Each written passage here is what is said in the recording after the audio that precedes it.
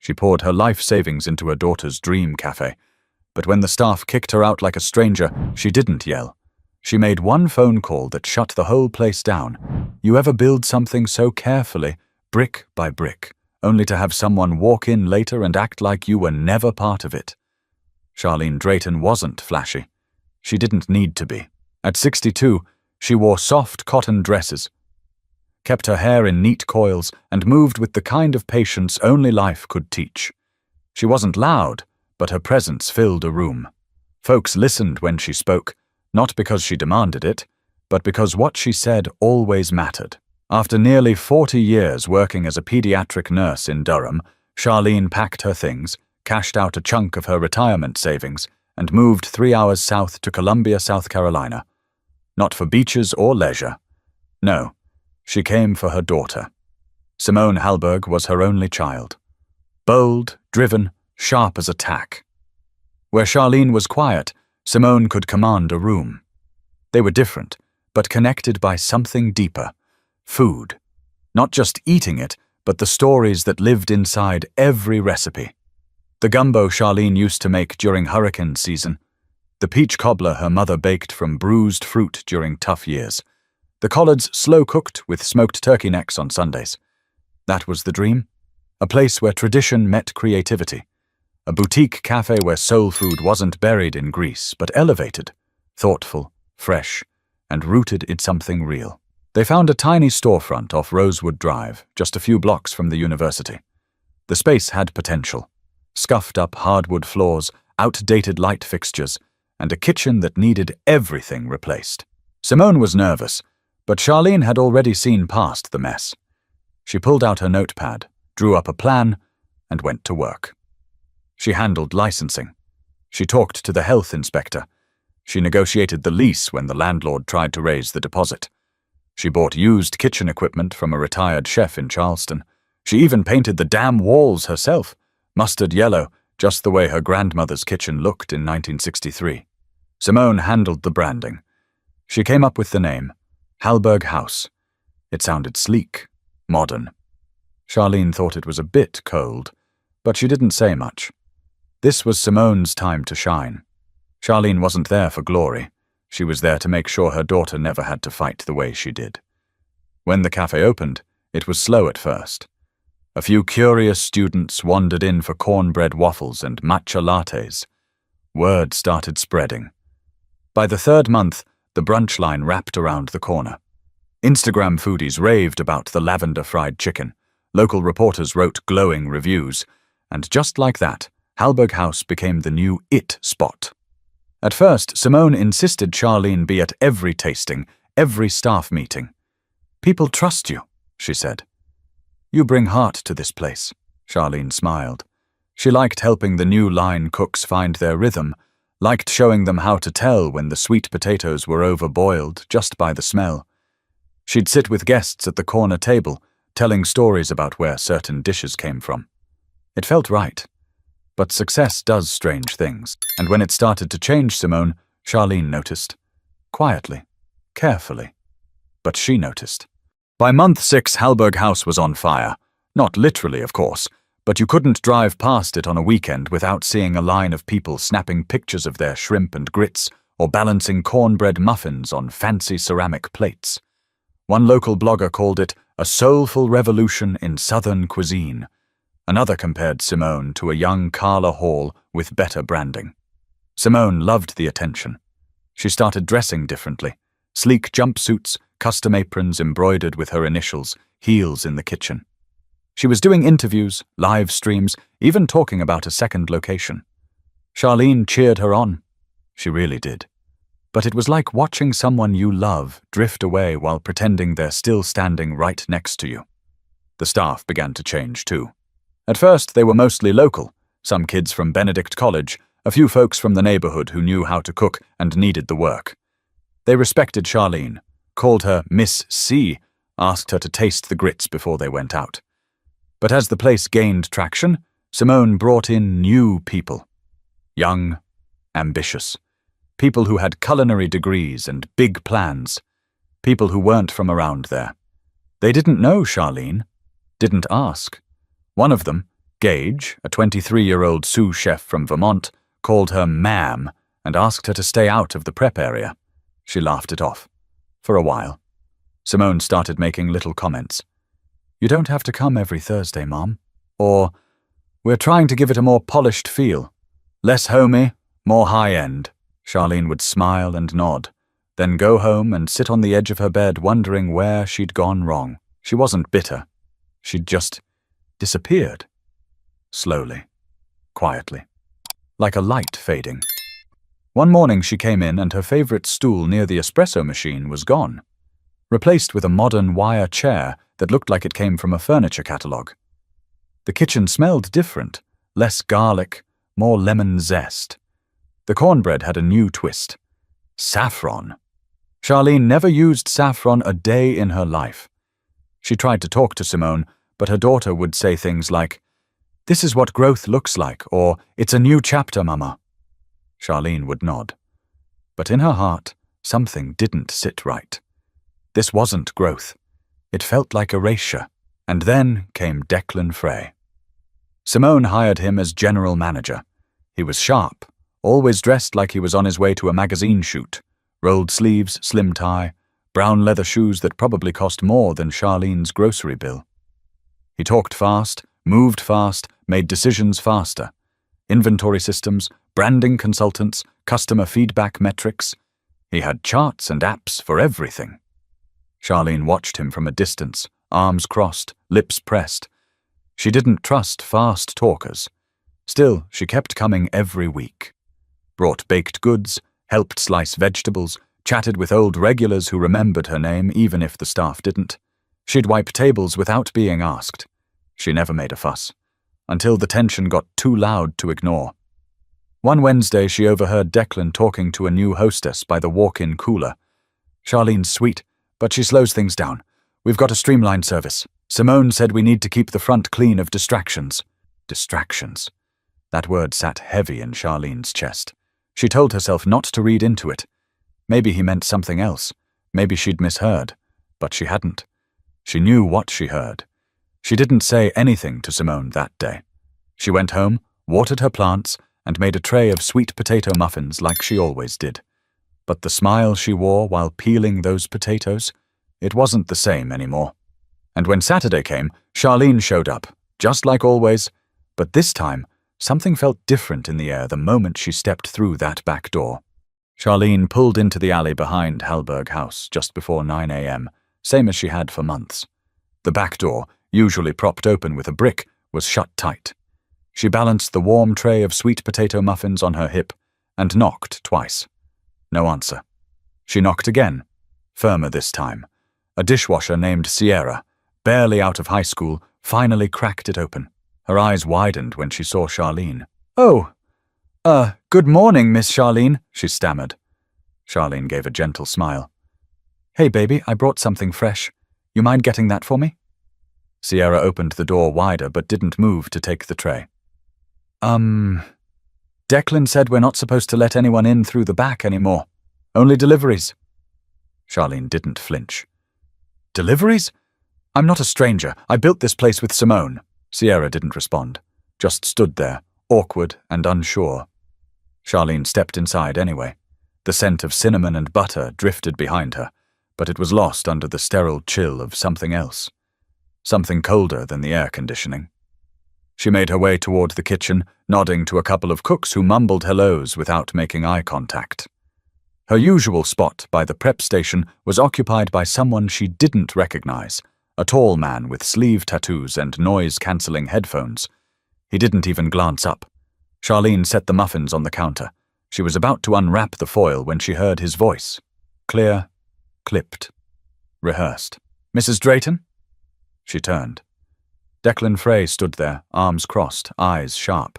"Good morning," she said coolly. He didn't return the greeting. "I need to ask you to leave. This is a high-volume prep window.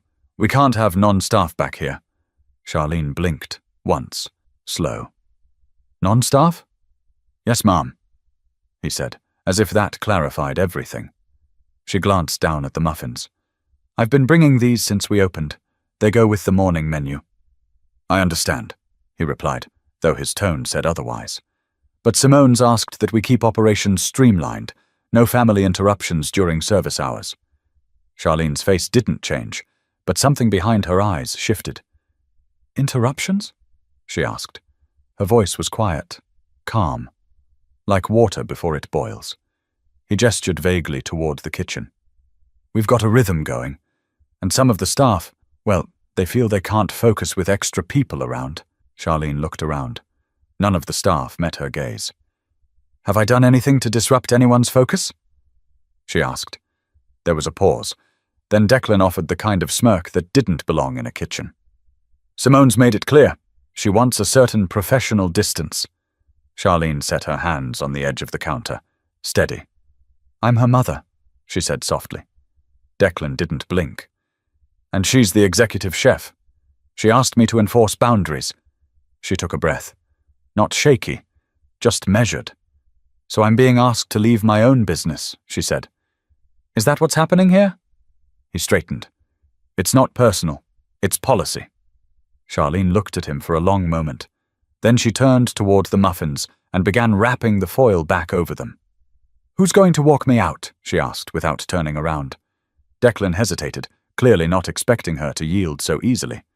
He looked around, spotted a timid young busboy, Andres, who had only been there 2 weeks. Andres, he called. Could you walk Mrs. Drayton out, please? The boy's eyes darted between them. Sir? Declan waved him over. Now, please. Charlene didn't look at Andres. She just picked up the tray, straightened her shoulders, and walked past both of them. As she stepped through the dining area, someone called her name. It was an older woman near the window, one of the regulars. Miss Charlene, you leaving already? Charlene nodded. Just for now, sugar. But inside, something had cracked. Not loud, not messy. Just a clean, silent break. She stepped outside into the sunlight, the door shutting softly behind her. And for the first time since the restaurant opened, Charlene didn't stop at the bench outside to breathe. It was straight to her car, keys in hand, one thought burning hotter than the Carolina sun. Charlene closed the car door gently and placed the tray of muffins on the passenger seat like it was a newborn. Her hands rested in her lap for a moment, unmoving. The engine stayed off. She didn't need the air conditioning, didn't need the radio. She needed quiet. Real quiet. She sat in the parked car behind the building she helped build, watching employees move in and out of the back door like ants in a hive. No one looked her way. No one even checked if she was still there. That told her everything she needed to know. 8 minutes passed. It wasn't sadness in her chest. It wasn't anger either. It was something sharper, something cold and deeply rooted. A line had been crossed. And it wasn't the first time. It was just the first time they made sure she felt it. Charlene reached into her purse and pulled out her phone.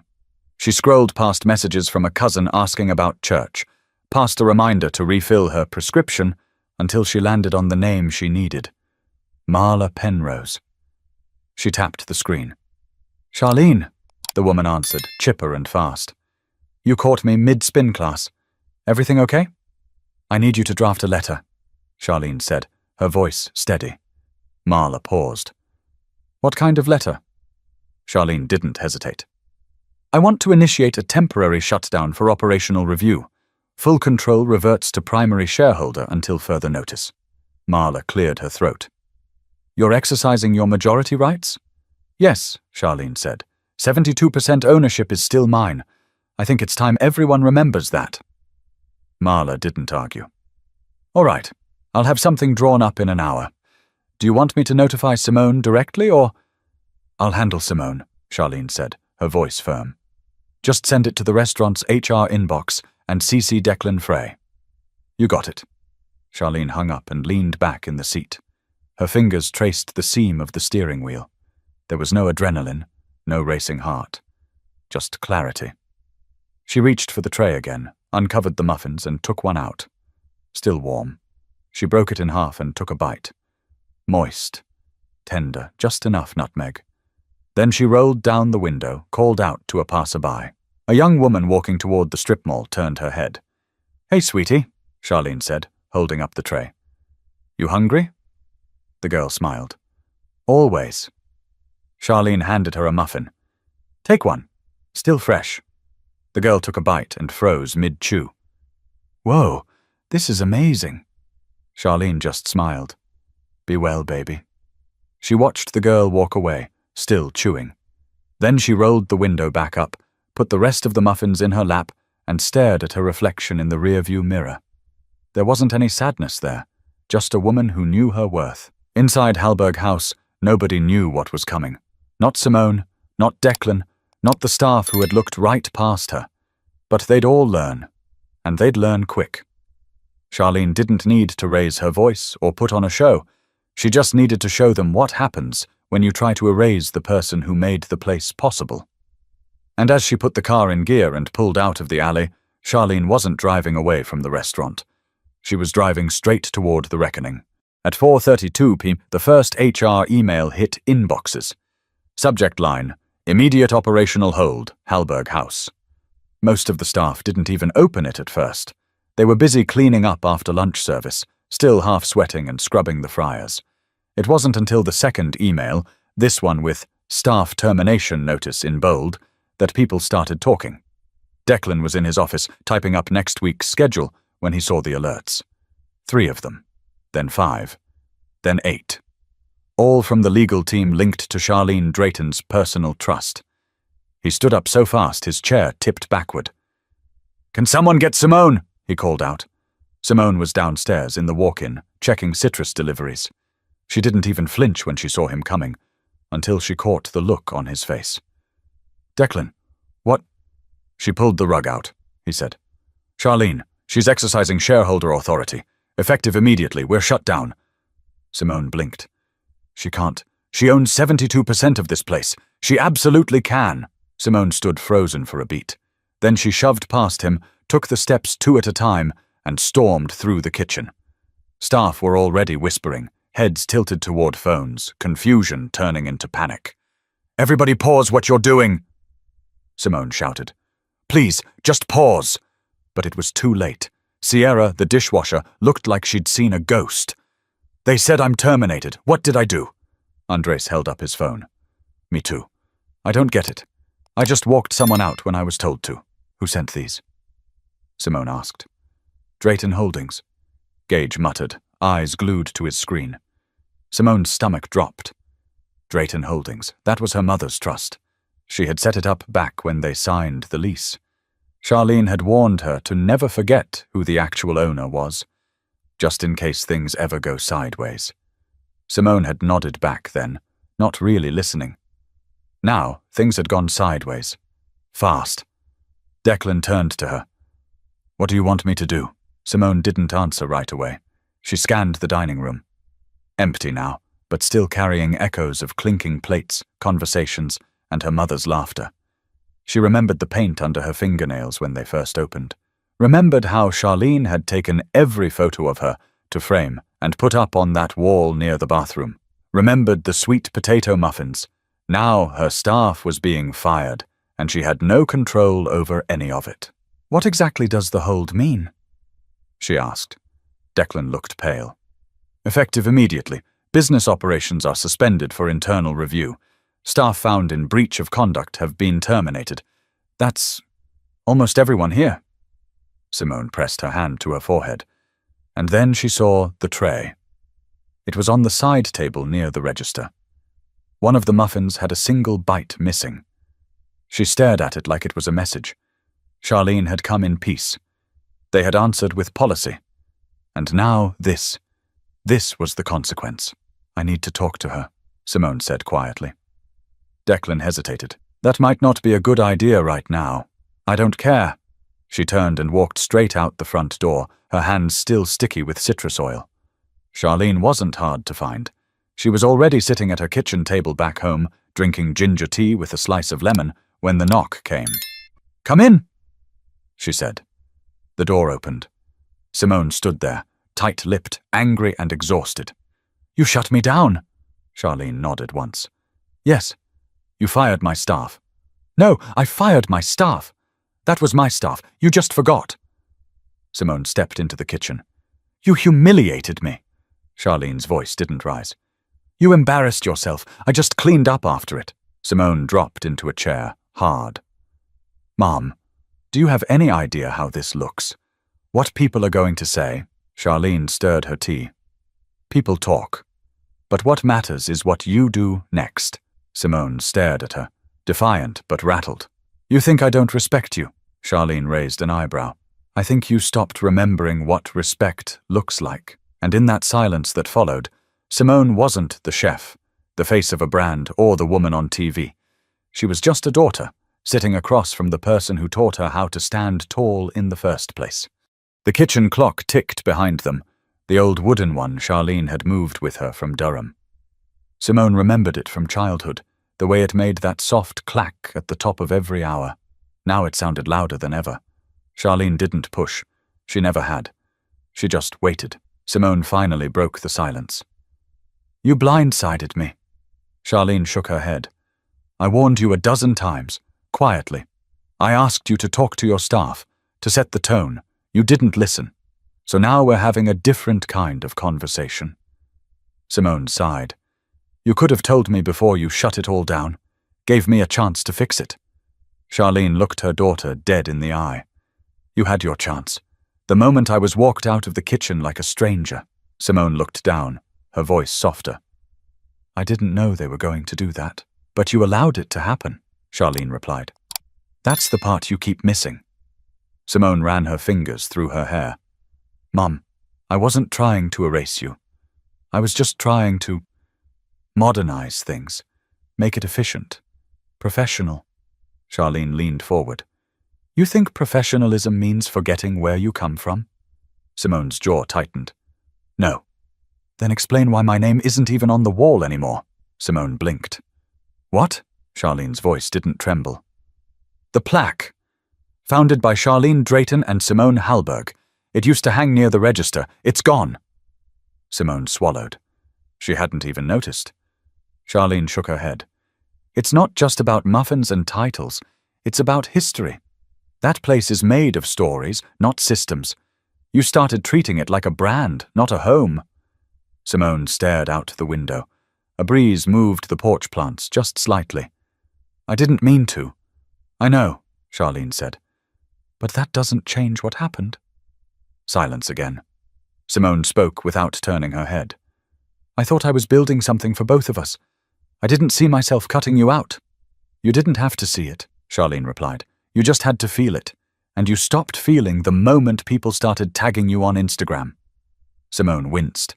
Charlene stood up and took 2 plates from the cupboard. She put a muffin on each and sat one in front of her daughter. Eat, she said.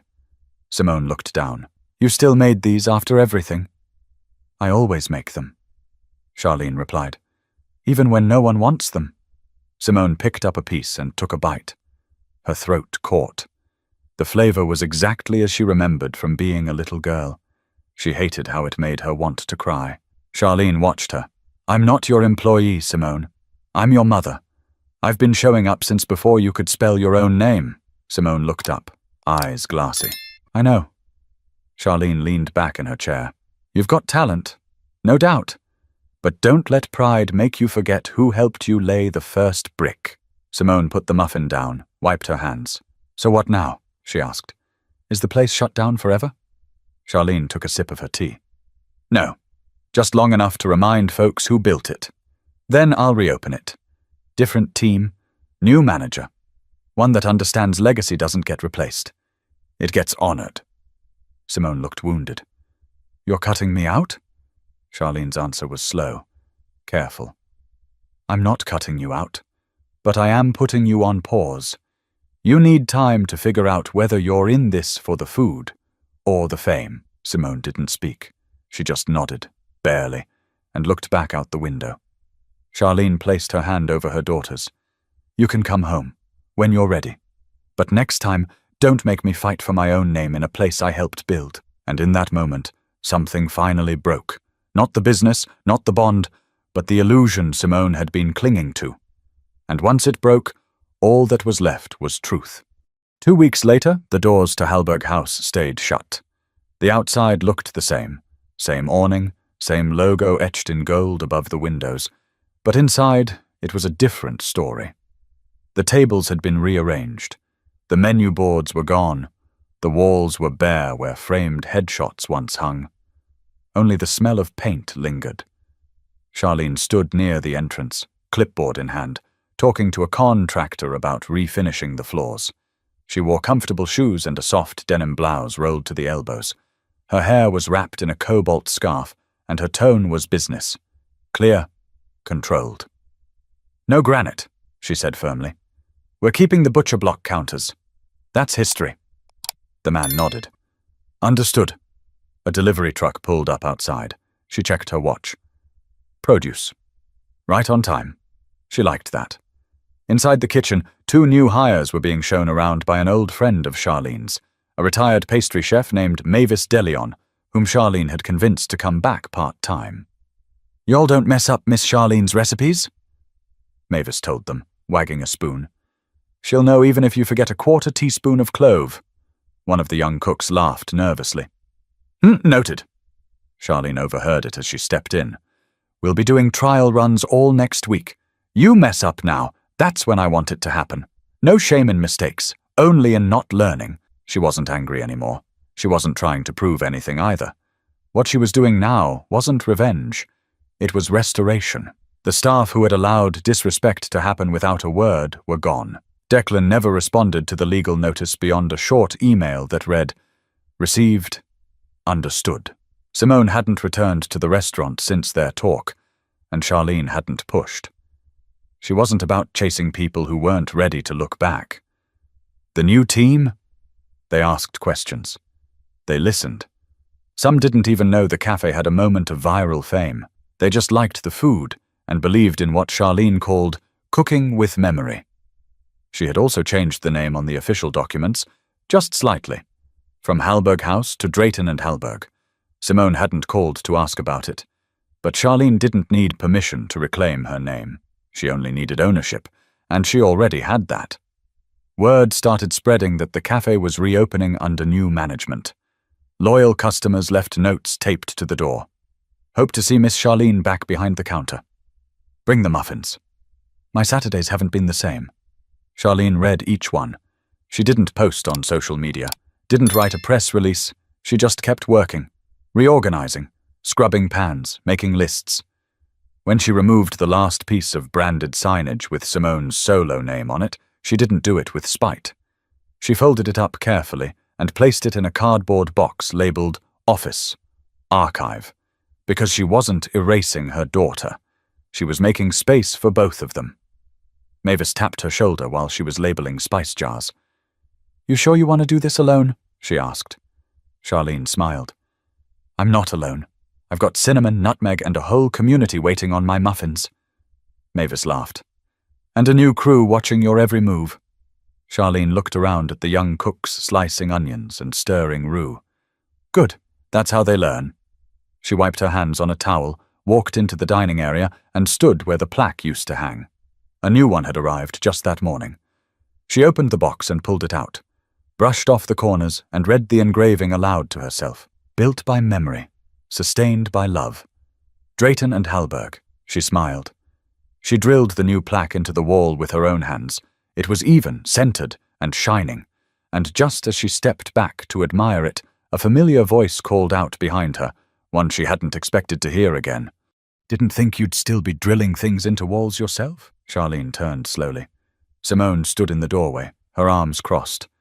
But it wasn't defiance this time. It was hesitation. Humility.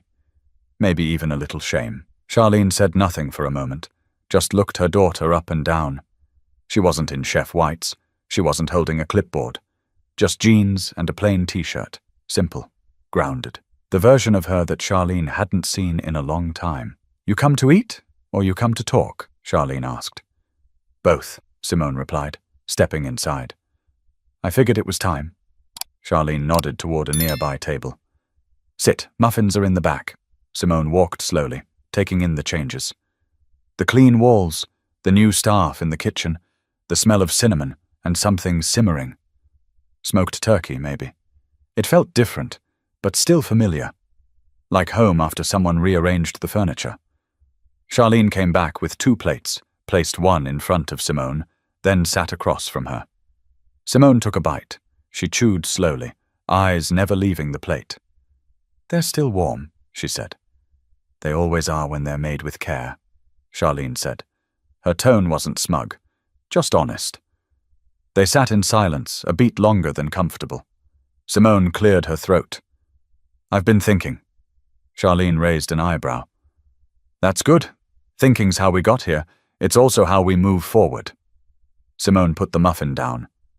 "I messed up, I know that. I let other people set the tone. I thought growth meant letting go of the old stuff, but I didn't realize I was letting go of you." Charlene leaned back. "You weren't the first to forget your roots when the branches started reaching higher. Won't be the last. But it was still my responsibility," Simone added, softer this time. "I never should have let them treat you like you were in the way. You were the way." Charlene looked at her carefully, not ready to fall into sentiment too fast. "Words are one thing, baby. You know better than anyone. Presentation matters. But so does the work behind it." Simone nodded. "I know. That's why I'm not asking for my job back." That surprised Charlene. "No? I think I need to step away for real this time. I've been doing some thinking outside the kitchen, volunteering actually, at a food program near Columbia Heights. It's small, humble, no cameras, just folks who need warm meals." Charlene studied her daughter. The pride was there, but quiet, earned. "I came to ask if you'd let me use one of the old recipes," Simone continued. "The red beans and rice. I want to serve it at the program." Charlene didn't answer right away. She just broke off a piece of her own muffin and chewed it slowly. Then she smiled, small but sure. "Those beans were your great-grandmother's," she said. "She fed half of Edgefield with them before you were even born. I think she'd be proud to see 'em feeding people again." Simone's eyes glistened. "Thank you." Charlene stood up, picked up both plates, and walked them back behind the counter. When she returned, she didn't sit down. "I'm reopening on Tuesday," she said. "Soft opening, no press, just the regulars." Simone stood too. "I won't get in your way." Charlene tilted her head. "You were never in my way, Simone. You just stopped walking beside me."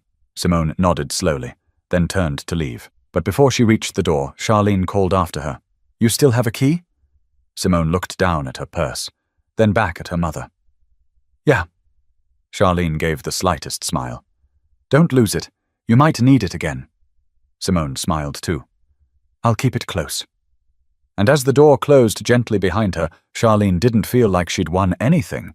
She just felt something settle, something that had been crooked for too long, finally standing straight again. Tuesday morning came with overcast skies and a breeze that carried the scent of coffee, cinnamon, and something good about to happen. Charlene arrived before sunrise. The street was quiet, but the lights inside Drayton and Hallberg glowed warm against the glass. She unlocked the front door herself. No fanfare, no balloons, just muscle memory and quiet focus. By 7:15, a small line had formed outside. Not the influencer crowd, not the weekend foodies with their tripods, just familiar faces. People who remembered when the chairs still wobbled and the sweet tea came in mismatched mason jars. Mavis was already in the kitchen, humming something old and steady while setting up the biscuit tray. "You ready?" she asked, adjusting her apron. Charlene buttoned the top of her blouse. "Been ready. Just had to remind a few folks." The first customers came in with soft smiles and loud greetings. "There she is. Miss Charlene, you look good. You back for good now?" Charlene grinned as she poured coffee and slid warm plates across the counter. "I ain't never left," she said. "Just been replanting the roots." The young staff moved smoothly, each step echoing the tone Charlene had re-established. Respectful, calm, precise. Nobody was rushing. Nobody barked orders. It wasn't perfect, but it felt right. Around 9:30, a woman in a navy head wrap and a well-loved trench coat stepped inside, carrying a small girl with tight braids and bright eyes. "I heard the muffins were back," she said, catching Charlene's eye. Charlene smiled. "They never left. Just been resting." She handed over two, warm and wrapped in parchment. The little girl took one bite and danced in place. That was worth more than any review Simone had ever chased. Later that afternoon, Simone appeared again, quietly, through the side door. She didn't say much, just helped Mavis wipe down the prep station and stacked clean plates. Charlene didn't stop her. She just said, "There's still extra gloves in the drawer. If you're going to be back here, use 'em." Simone smiled and nodded. She didn't need a lecture. The moment was permission enough. By closing time, the register drawer was full. The guest book was covered in scribbles and signatures, and Charlene was tired, but not drained. It was the good kind of tired, the kind that lets you know the work meant something. She turned the sign to closed, locked the door, and stood for a moment staring out at the sidewalk where her journey had both begun and nearly derailed. "You good?" Mavis asked from behind her, tossing a dish towel over her shoulder. Charlene exhaled through her nose. "I'm better than I've been in a long time." She walked back into the kitchen, turned off the burners, and laid her palms flat on the prep table, like a prayer, like a memory. She thought of all the women in her family who never got to run their own place.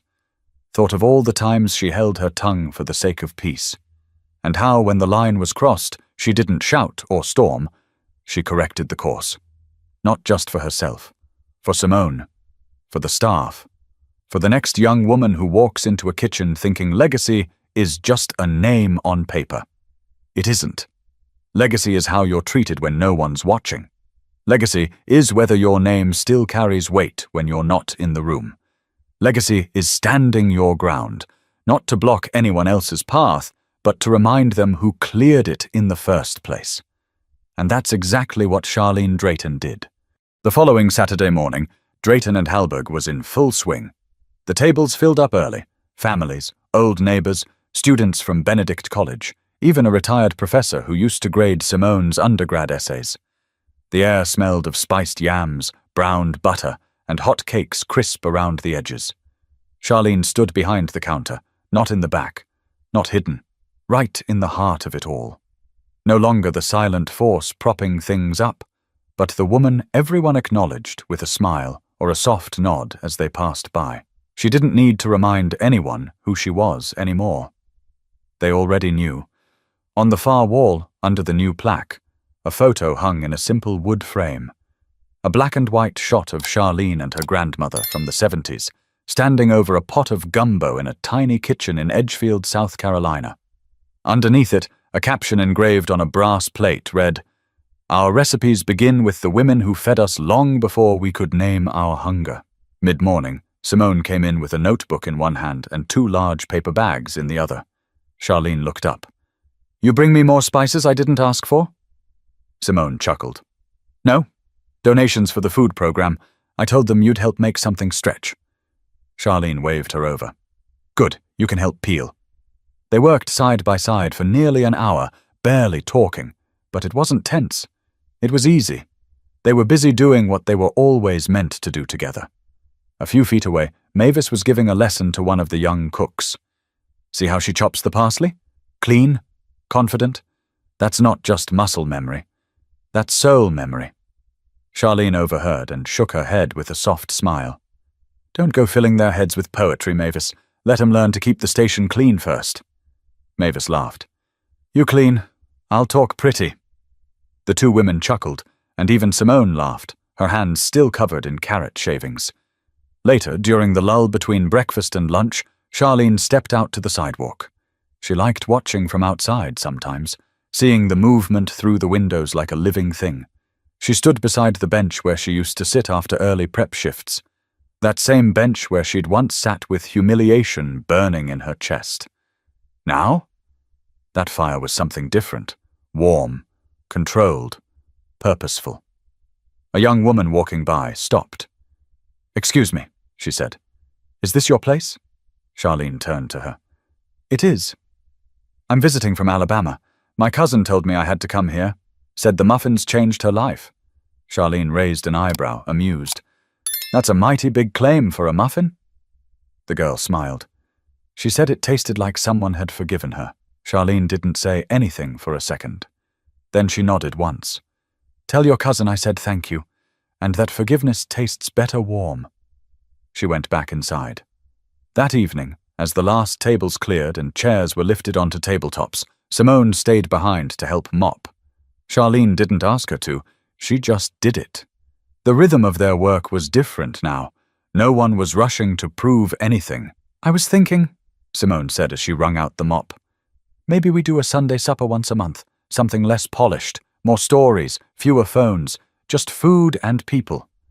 Charlene nodded slowly. "That could work." Simone glanced at her. "You'd run it?" Charlene smiled. "I already do." They both laughed, this time without tension, without ego. Just two women connected by blood, mistakes, and the shared understanding that respect wasn't a handout. It was earned, re-earned, and protected. As they turned off the lights and locked up, the street outside was quiet, the kind of quiet Charlene appreciated, earned at the end of a long day.